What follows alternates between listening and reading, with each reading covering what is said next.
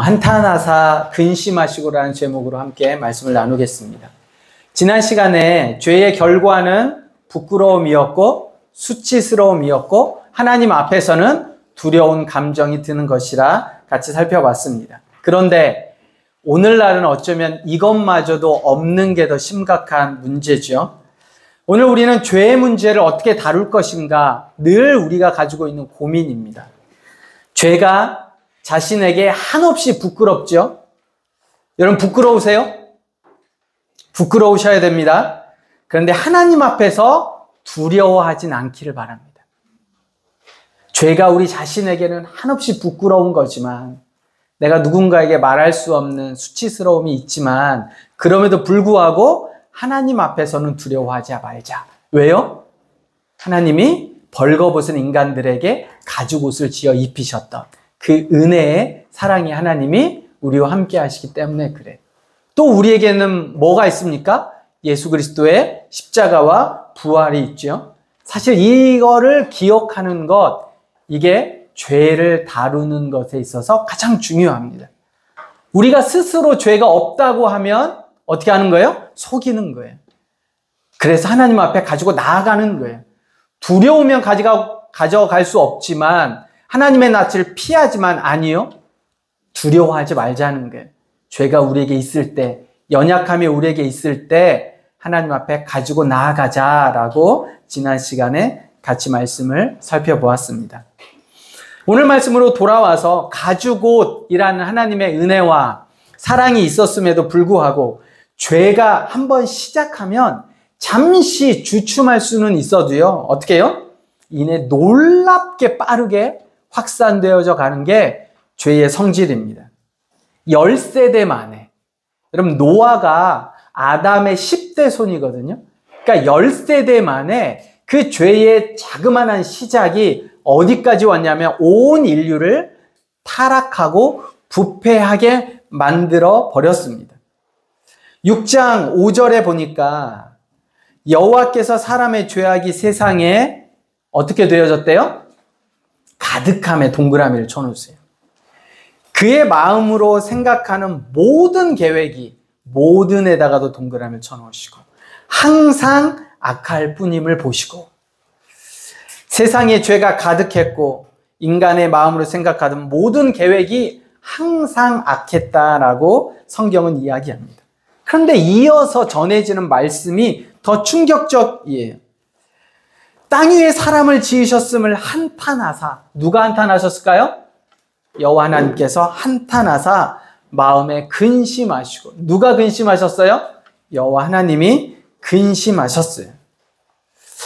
여러분 인간이 어디까지 타락할 수 있을까요?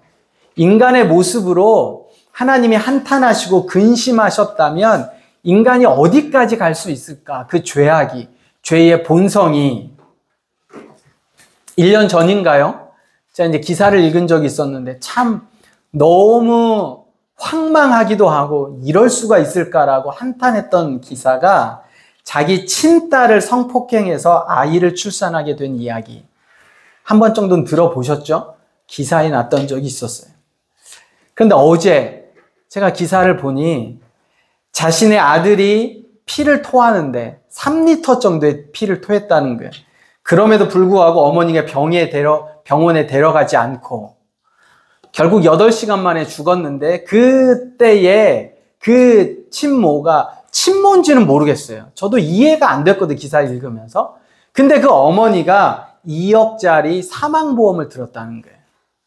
뭐 하고 있는데 아들이 피를 토하고 있는데 결국에는 엄마가 안 데려가니까 지인에게 자기 친구에게 전화를 해서 병원으로 데려갔죠. 근데 8시간 만에 저혈당 쇼크로 사망했습니다. 이게 기사에 나왔어요. 여러분 인간이 악하면 어디까지 악할 수 있을까? 여러분 우리 스스로 생각해 보는 거예요. 나는 어떨까? 내가 갈 수 있다면 어디까지 갈 수 있을까? 오늘 말씀에 마음으로 생각하는 모든 계획이 항상 악했다라는 것에 여러분과 저는 예외일까요? 마음으로 우리 엄청난 죄를 지을 수 있습니다. 하나님을 대적할 수 있어요. 하나님을 욕할 수도 있고요. 하나님이 없다 말할 수도 있습니다. 하나님을 미워하고 때로는 저주할 수도 있습니다. 여러분, 부패하면 그 부패가 주변에 영향을 줍니다. 혹시 과일 상자 하나에 썩은 과일이 있으면 시간이 금방 지나도 주변이 부패하잖아요. 그런 모습을 우리가 볼 수 있어요. 부패한 것 옆에는 항상 부패한 게 따르기 마련입니다. 전부를 버려야 하는 지경에 이를 정도로 죄의 영향력이 실로 대단합니다. 그 죄에 대한 심판이 지난주 우리가 묵상했던 노아의 홍수 사건입니다. 이 엄청난 사건을 통해 우리는 하나님은 어떤 분인지, 그죠? 태초에 창조 시대에 일어났던 이 일을 통해 오늘 우리가 그 하나님은 어떤 분인지, 그리고 나에게 그 하나님은 어떤 메시지를 주시는지 이 말씀을 좀 같이 생각해 보려고 합니다. 첫 번째, 우리가 노아 홍수를 통해 알 수 있는 하나님은요, 공의의 하나님이십니다. 하나님은 죄를 너무너무나 싫어하세요. 그리고 죄에 대해서는 반드시 그 대가를 물으십니다. 공의는 심판을 통해 나타내요. 잘못된 것을 그냥 두는 게 맞을까요? 잘못된 것을 잘못됐다고 말하며 바로잡기 위해서는 잘못된 것을 부숴야 돼요. 깨트려야 돼요. 이걸 아깝다고 붙잡고 있으면 어떻게 될까요? 더 큰 해가 일어납니다. 그러니까 공의의 하나님이시라고 우리가 이야기할 땐 하나님은 그 죄를 절대 용납하지 않으세요. 순살자이라는 아주 좋지 않은 닉네임이 붙었던 사건들이 있었잖아요. 그죠? 만약에 우리 집 아파트에 밑에 철근이 들어있지 않다 라는 걸 아셨으면 그래도 뭐 지금까지 잘 살아왔는데 설마 이렇게 하시면서 계속 사실래요? 어떻게 했어요? 그래도 이게 아까운데 이게 얼마짜린데 이걸 다 부숴. 그리고 그냥 뒀죠. 아니, 부쉈어요. 뭔가가 문제가 있으면 그 문제의 조그마한 문제라도 나중에 어떻게 그게 영향이 될지 모르니 부수는 거예요. 그렇지 않고는 살 수가 없습니다. 내가 사는 집 주변에 싱크홀이 아주 크게 있다라고 알고 있으면 그 집에 그냥 그대로 사실래요? 그럴 수가 없어요. 그러니까 그냥 지금까지 괜찮았으니 이후로도 괜찮지가 아니란 말이죠. 여러분, 물컵에 우리 지금 여기 몇 분 다 이제 테이크아웃 해 오셨는데 딱 봤더니 물컵에 아주 작은 하루살이가 묻어 있어요. 나머지는 다 괜찮죠. 명조가 무슨 말 했는지 알 것 같아. 사실 저도 이제 비슷한 성격이긴 한데, 자, 물컵에 아주 작은 하루살이가 딱 발견했어요. 그럼 어떻게 하세요, 여러분? 치워주세요 이래요? 바꿔주세요 이래요?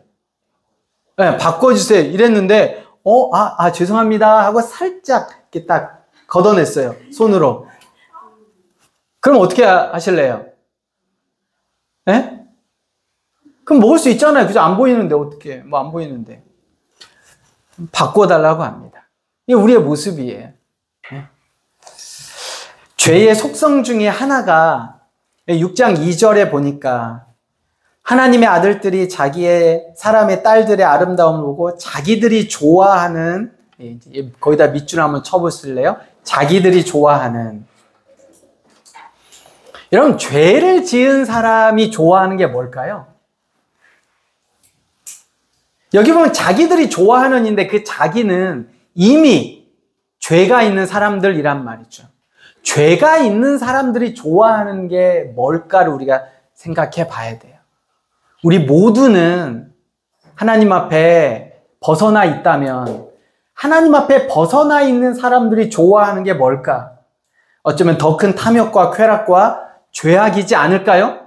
그러면 그것을 계속해서 추구하는 사람들을 보시며 하루살이를 치운다고 한들, 지금까지 괜찮았으니 그냥 이 아파트에 살아봅시다 라고 얘기할 때 여러분들 어떤 반응이실까요? 나는 그렇게 할 수 없어. 바꿔주세요. 하나님 공의의 하나님이세요. 하나님 결코 용납하지 않으신다고요. 그 작은 것까지도 우리가 바꿔달라고 하는 것처럼 하나님 부수고 다시 시작하시는 거예요. 두 번째는 하나님은 은혜의 하나님이십니다. 의로운 자들에게는 은혜를 베푸세요. 남겨두세요. 죄가 온 땅에 가득했지만 그럼에도 불구하고 하나님의 은혜가 어떻게 작동하는지를 보여주는 것이 이 노아의 홍수 사건의 이야기입니다. 죄가 가득 차 있는 세상에서도 하나님은 노아를 남겨놓으셨고 노아에게 방주를 만들게 하셔서 그 심판을 벗어나게 하셨습니다. 6장 9절에 보니까 노아를 이렇게 설명하고 있습니다. 이것이 노아의 족본이라. 노아는 어떤 사람이에요? 의인이요. 또 어떤 사람이에요? 당대의 완전한 자라. 이게 예전 성경에는 흠이 없다라고 되어져 있어요. 노아는 의인이요 흠이 없는 자라. 이렇게 이제 되어져 있는 거죠. 그리고 세 번째는 그는 하나님과 동행하였으며 라고 노아를 설명하고 있습니다. 자, 그런데 여러분, 성경에 원칙이 있어요. 한 번도 벗어나지 않은 원칙이 있는데 이 원칙을 잘 기억하셔야 돼요. 성경은 아브라함에게 집중하지 않습니다. 사람에게 집중하지 않아요. 성경의 원칙은 그 사람을 사람 되게 하신 하나님에게 집중하고 있어요. 이게 원칙이에요. 여러분 잘 기억하셔야 돼요. 아브라함이 정말 믿음의 조상이었어. 그래서 우리가 아브라함처럼 그렇게 믿음의 삶을 살자라고 하는 게 아니라 아브라함을 믿음의 조상 되게 하신 분이 누구냐를 우리가 아는 거예요. 요셉이 총리가 됐어요. 야, 꿈꾸던 요셉. 그래서 우리도 요셉과 같이 꿈꾸자. 이렇게 하는 게 아니라 요셉을 총리로 세우신 분이 누구냐를 알아가는 것이 성경의 원칙이에요. 자, 그러면 그 원칙에 비추어서 우리가 살펴보면 노아가 의로운 자였기 때문에 완전하여 흠이 없는 자였기 때문에 하나님과 동행한 게 아니에요. 어땠기 때문일까요? 하나님과 동행하는 자였기 때문에 의롭고 완전하고 흠이 없는 자였다라고 여러분 보셔야 한다는 거예요. 하나님이 의로우시기 때문에, 하나님이 거룩하시기 때문에 노아에게 의인이었고 완전하고 거룩한 자가 될 수 있었던 건 그가 하나님과 함께 했기 때문에 하나님으로부터 받은 의와 거룩함이 노아에게 있었다라는 거예요. 노아 자신이 의롭거나 노아 자신이 거룩하거나 흠이 없는 사람이었기 때문이 아니란 말이에요. 여러분, 우리가 이것을 오해하고 이 선후관계를 잘못 아니까 어때요? 자기 노력으로 우리가 무언가 신앙생활을 하려고 해요. 내가 열심히 노력해서 무언가를 하려고 한다고요. 그렇지 않아요. 그래서 요한복음 15장에 어떻게 이야기하고 있어요? 열매를 맺기 위해서는 가지는 어디에 붙어 있어야 합니까? 줄기에 붙어 있어야 돼요. 이게 중요하다는 겁니다. 술을 못 끊는 이유가 뭐라고요? 내 주변에 술 먹는 친구가 많아서 그래요. 담배를 못 끊는 이유가 뭐예요? 내 주위에 나랑 함께 담배 피는 사람이 많아서 그래요. 이거 이렇지 않으면 금방 끊어져요. 내 주변이 어떠냐 굉장히 중요하다는 거예요. 우리가 초점을 맞추며 살아야 할 것, 하나님과 동행이에요. 근데 우리가 하나님을 찾을 필요가 없어요. 어떻게 하세요? 하나님이 우리를 언제나 찾아오셨어요. 우리가 그 주님을 보기만 하면 되는 거예요. 우리가 찾을 필요가 없어요. 헤맬 필요가 없다고요. 파랑새는 우리 집 앞에 있어요. 우리 집 앞에. 마당에. 정원에. 하고 싶은 거 참 많죠. 젊은 우리는 하고 싶은 게 참 많아요. 근데 인생을 여러분 단순화시키셔야 됩니다. 하고 싶은 게 많은데 지금 여러분 다 하고 있는 거, 그거 다 한다고 한들 훗날 나에게 정말 이게 필요한가? 도움이 되나? 많은 영역 필요 없는 것 정말 많아요. 제가 예전에 여러분들도 혹시 이제 그러실 분 있을 텐데 새벽에 4시에 월드컵 하면 꼭 봤어야 돼요. 4시에 반드시 라이브, 직관은 아니지만 라이브로 꼭 봤어야 했다고요. 그거 안 보면 큰일 나는 줄 알았어요. 근데 시간이 지나면서 보니까 결과만 알아도 되더라고요. 결과만 알아도.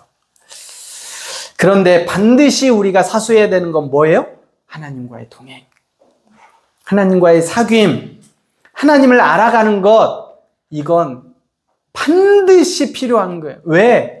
여기에서 우리가 은혜 받지 않으면, 여기에서 우리가 공급받지 않으면 내가 살아갈 힘이 없다는 겁니다. 돈이 우리를 행복하게 해줄 때 있어요. 그리고 돈은 확실합니다. 우리를 편하게 해줘요. 그런데 돈 때문에, 스트레스 때문에 건강에 문제가 생긴다면 여러분 어떻게 하실래요? 네? 어떻게 하실래요? 너무 당연한 거예요. 내려놓으셔야 돼요. 내려놓으셔야 된다고요. 지금 나에게 필요한 것 같지만 아니요. 그게 오히려 나의 상황을 해치고 있다면 내려놓으셔야 된다고요. 정말 중요한 건 다른 건 다 내려놓으셔도 충분해요. 괜찮아요. 하나님과 동행하는 것, 하나님의 은혜 안에 거하는 것을 내려놓으시면, 하나님의 은혜의 장막 안에 있는 걸 내려놓으시면 가장 큰 문제와 어려움이 된다고요. 단순화시키세요. 내려놓을 건 내려놓고 취할 건 취하시는 거예요. 하나님이 노아를 통해 새롭게 인류를 시작하시려고 할 때 그 은혜의 노아의 모습은 하나님과 동행하는 사람이었습니다. 세 번째는 하나님이 약속의 하나님이십니다. 죄가 가득했음에도 불구하고, 죄의 은혜 모든 것이 다 무너졌음에도 불구하고 하나님은 회복시키세요. 다시 세우세요. 왜요? 그 이유가요. 하나님이 약속하셨기 때문에 그래요. 사람들을 만드시고 인류를 창조하시고 난 이후에 생육하고 번성하고 땅에 충만하라, 땅을 다스리라 말씀하셨어요. 약속해 주셨어요. 명령을 내려주셨고 거기에 맞게 그렇게 만드셨다고요. 그러면 하나님이 죄로 인해 무너지고 다시 다 파괴하는 일이 있을 수 있지만, 그럼에도 불구하고 누군가 한 사람을 통해 다시 회복하시는 건 하나님이 그렇게 약속하셨기 때문에 그렇다는 겁니다. 그래서 그 약속의 모습이 어떻게 노아를 통해 나타나요? 6장 14절에서 16절에 보면, 19절에서 22절에 보면 하나님이 굉장히 디테일하게 말씀하십니다. 설계해 주세요. 너는 나무도 지정해 주십니다. 고페르나무로 너를 위하여 방주를 만들되 그 안에 칸들을 막고 역청을 그 안팎에 칠하라. 내가 만들 방주는 이러하니 길이는 이렇고 너비는 이렇고 높이는 이렇다.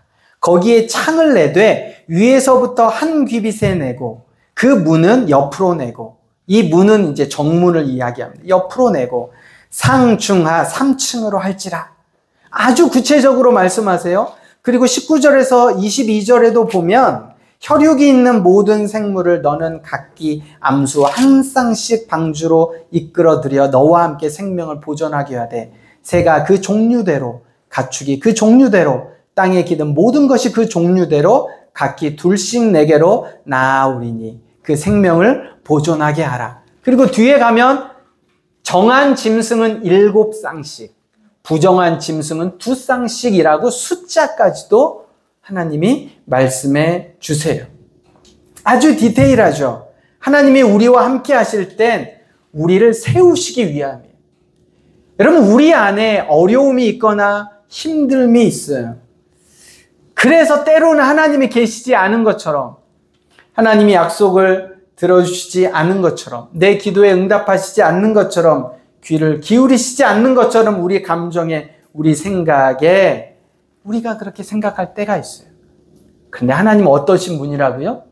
약속하신 분이고요. 그 약속을 하셨으면 반드시 회복시켜 주시고 이루신다는 분입니다. 제가 신앙생활하면서, 제가 목회하면서 가장 많이 경험했던 게 바로 이 약속의 하나님이에요. 신실하신 하나님이에요. 기도하면 들으십니다. 하나님은 기도하면 어떻게 하신다고요? 기도하면 어떻게 하신다고요? 들으신다고요. 그런데 내 마음으로 동의가 안 돼요. 기도를 하면 들으신다고? 우리 다혜리가 요즘에 저에게 이야기를 했어요. 믿음이 예전 같지 않대요. 예. 네. 요거 다혜리랑 얘기했어요. 설교해도 되냐고. 다혜리가 해도 된대요. 예. 믿음이 예전 같지 않대요. 그래서 왜 믿음이 예전 같지 않아? 왜 하나님이 안 계신 것 같다? 그랬더니 기도했는데 안 들어주시더래요. 예. 공부 잘하게 해달라고 했는데도 안 들어주시고, 친구 많이 사귀게 해달라는데도 안 들어주시고, 성적 좋게 해달라고 했는데도 안 들어주신대요. 예. 그래서 제가 그랬어요. 공부를 했어야지. 여러분, 하나님이 약속하셨어요. 어떻게 약속하셨어요? 기도하면 들으시겠다고 약속하셨다고요. 근데 우리 마음에 왜 이게 불편하고 어려움이 있냐? 기도가 하나님과 거래하는 거를 우리가 알고 있기 때문에 그래요. 우리는 기도하면, 내가 뭔가 하나님 앞에 기도하면 하나님이 그걸 들어주셔야 되고, 내가 열심히 무언가 하면 하나님이 거기에 합당한 무언가를 나에게 주셔야 하는 거를 기도로 알고 있어서 그래요. 기도는 우리가 서로 주고받는 게 아니에요. 기도는 뭐예요? 친밀함이에요. 기도를 한 단어로 바꾸라고 하면 친밀함이에요. 친밀함. 하나님과 친해지기 위해서 기도하는 거예요.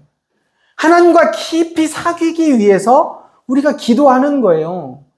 그러면 때로는 그분이 들어주시지 않으면, 우리와 하나님의 관계가 친밀하면 이렇게 생각할 수 있는 거예요. 아, 그럴 만한 이유가 있으시겠지. 하나님의 그 때가 아직 아니겠지 라고 생각하는 거예요. 내가 뭔가 잘못했나? 이게 아니에요. 그래서 하나님이 들어주시지 않나? 이게 아니라요. 하나님은 약속의 하나님이에요. 반드시 들어주세요. 그런데 지금 당장 우리가 6장 2절에 죄가 뭐라고 그랬어요? 자기들이 좋아하는 이라고 그랬어요.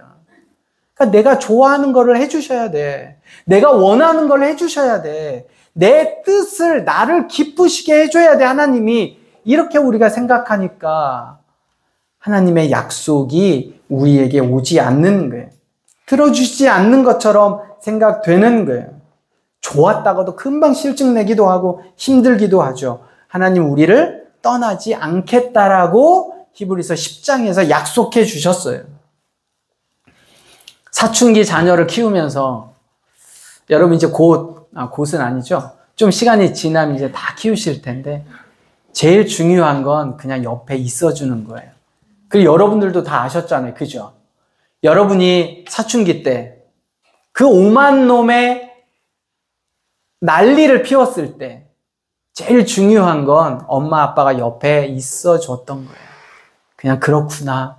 뭔가 해결책이 아니라 그냥 옆에 있어주는 거예요. 정말 제일 좋은 부모는 옆에 있어주는 거예요. 그냥 하나님이 말씀하시는 거예요. 하나님이 우리에게 말씀해 주시는 거예요. 약속해 주신 대로 그냥 있어 주시는 거예요. 목회도 보니 이렇더라고요. 하나님은 약속하신 대로 반드시 어떻게 하신다고요? 지켜주시는 거예요. 하나님이 세우시는 거예요. 비록 지금 무너져서 노아 홍수처럼 아무것도 없는 것처럼 보이지만 그러나 하나님은 약속하시면 들어주신다고요. 그래서 새롭게 노아를 통해 창조해 가시잖아요. 마지막으로 하나님은요, 심판의 하나님이세요. 하나님은 셈하시는 분입니다. 반드시 끝이 있어요. 그렇기 때문에 오늘 우리에게 말씀해 주시는 건 당신의 백성들이 어떻게 살아야 할지를 말씀해 주시는 거라고요. 여러분, 심판이 있다는 건 두려운 거예요. 끝이 있다는 건 어쩌면 절망스러운 것일 수도 있어요. 그런데 그 심판과 끝이 있기 때문에 오늘 내가 바르게 살아갈 수 있어요. 기독교를 바울이 3가지로 이야기했습니다. 혹시 기억나세요? 바울이 사도행전을 통해 벨릭스라는 총독에게 기독교가 뭐냐? 네가 전하는 도가 뭐냐? 라고 이야기했을 때 3가지 이야기했다고요. 기억나시나요? 3가지 중에 하나라도 기억나세요? 첫 번째는 뭐예요? 네? 첫 번째는 아니, 셋 중에 아무거나. 절제. 그렇죠. 절제. 또 한숨. 처음에 의와 절제와 그 다음에 뭐였어요? 에? 뭔가 나온 것 같아. 심판이에요, 심판. 사도 바울이 이야기해요. 기독교가 뭐냐? 기독교는 3가지라고요. 뭐예요? 의와 절제와 심판이에요. 이게 기독교예요.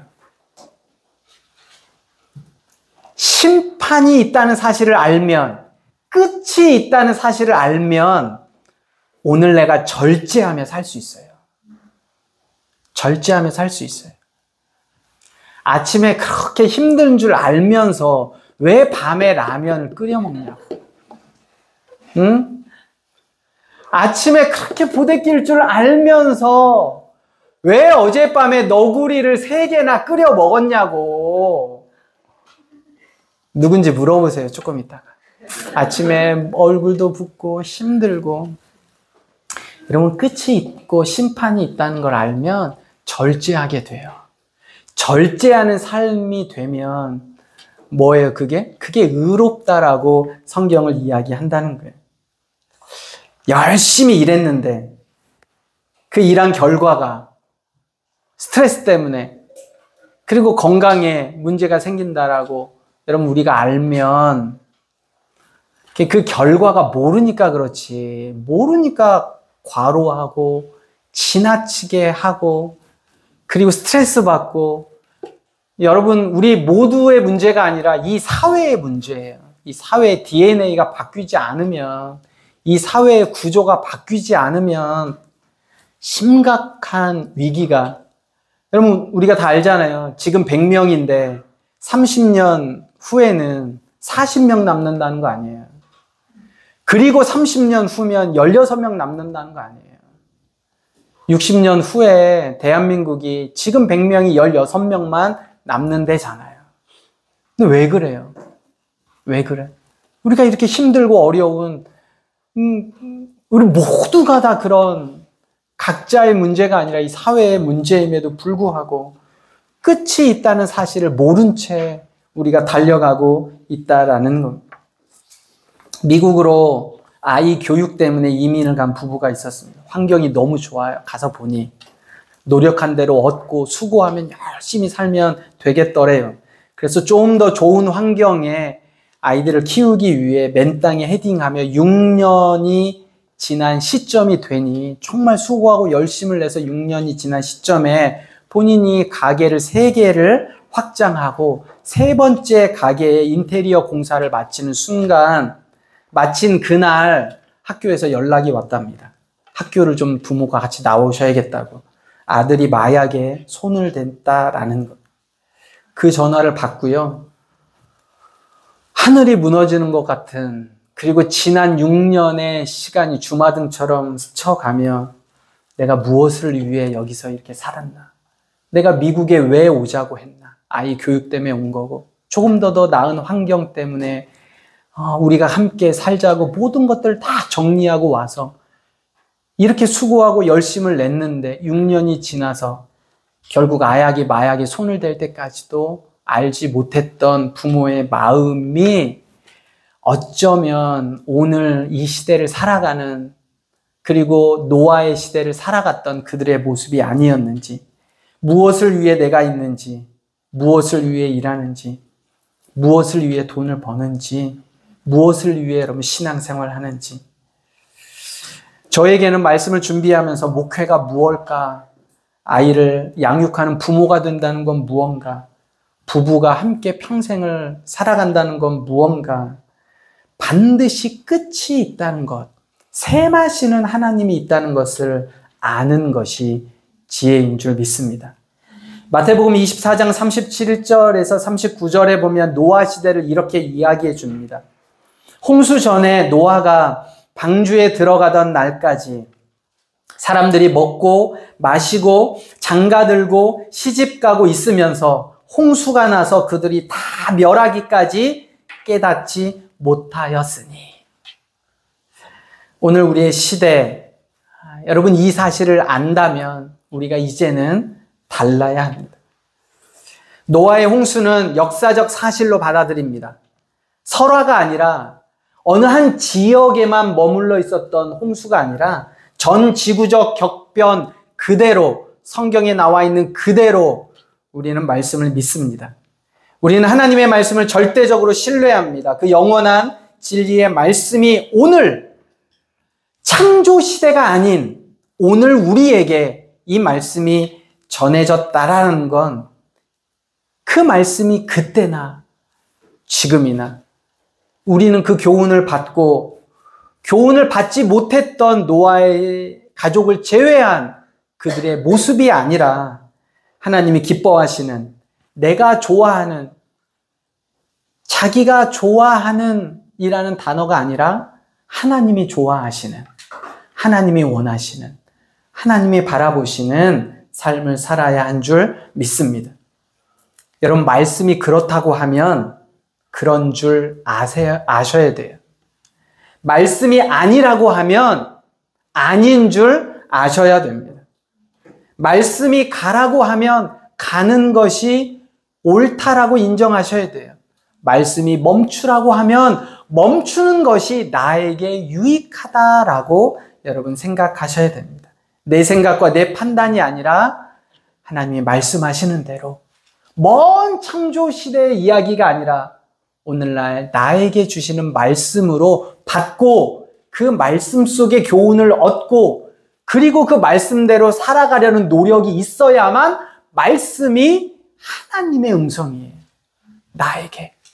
그렇지 않으면 매주간 들려지는 말씀이 그냥 그런가 보다 듣고 잊어버리는, 나에게는 그 어떠한 교훈도 되어주지 않고 깨달음도 없고, 그래서 홍수가 나서 그들이 다 멸하기까지 깨닫지 못했던 그들과 다를 바가 없다라는 겁니다.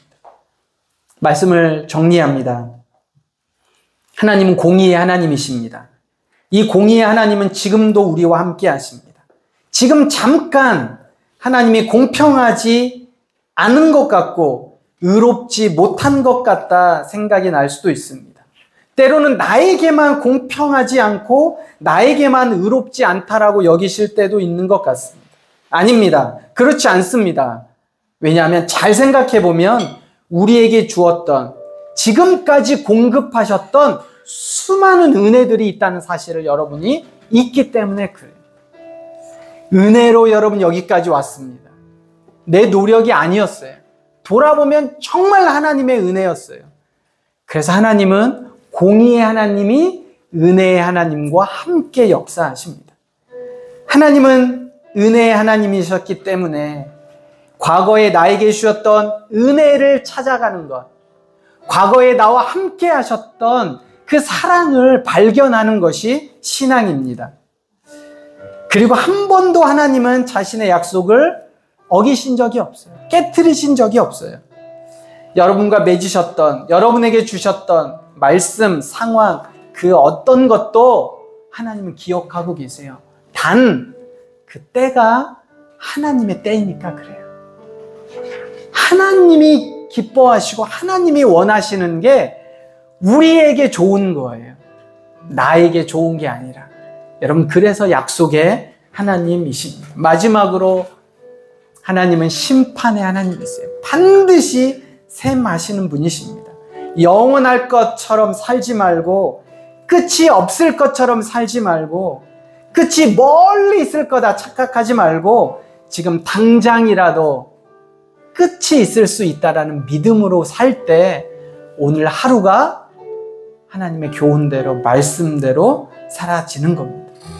그럴 때 우리는 우리의 생각을 내려놓고 나의 원함을 내려놓고 그것이 필요 없는 것이 아니라 내가 좋아하고 바라는 것이 사실 있어도 그만 없어도 그만인 게 너무 많아요. 생각해보면 그런 게 너무 많다고요. 그런데 그거 내려놓으면 안 될 것처럼 붙잡고 살아가는 우리의 모습입니다. 사랑하는 여러분, 내가 기뻐하는 게 아니라 하나님이 기뻐하시는, 내가 원하는 게 아니라 하나님이 원하시는 믿음과 신앙 가지고 또 한 주간 살아갈 수 있는 하늘나그네 모든 성도님들이 되시기를 주님의 이름으로 부탁드립니다. 이 시간 함께 찬양합니다.